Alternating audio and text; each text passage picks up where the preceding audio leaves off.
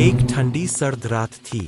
ایک مسافر نوجوان لمبا سفر طے کر کے شہر پہنچا، لیکن دیر رات ہونے کی وجہ سے سرائے اور مکان سب بند ہو چکے تھے۔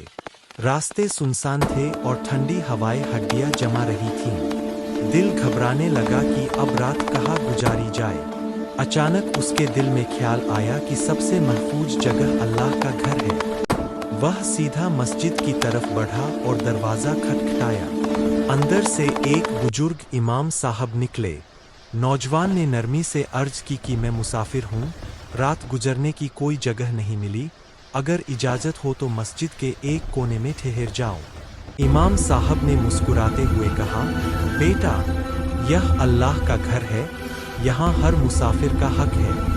تم آرام سے ایک کونے میں سو جاؤ، میں دوسرے کونے میں رہوں گا۔ نوجوان تھکان سے جلد ہی سو گیا، لیکن امام صاحب ساری رات عبادت کرتے رہے۔ جب بھی ان کی نگاہ سوئے ہوئے مسافر پر پڑتی تو خیال آتا کہ اللہ نے انسان کو کتنی نعمتیں دی ہے، اور یہ نعمتیں قیامت کے دن پوچھی جائیں گی۔ وہ اپنی نظریں جھکا لیتے اور اللہ کی یاد میں مشغول ہو جاتے۔ پوری رات انہوں نے نفس اور آلس سے جنگ کی اور تلاوت، تسبیح اور دعا میں گزار دی۔ صبح جب نوجوان نے آنکھیں کھولی تو دیکھا کہ امام صاحب اب بھی سجدے میں ہے۔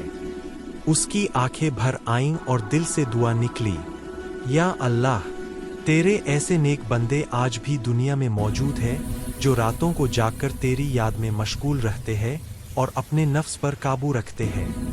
اگر آپ کو یہ کہانی پسند آئی ہو تو اسے ضرور شیئر کیجیے تاکہ اور لوگ بھی نصیحت حاصل کریں۔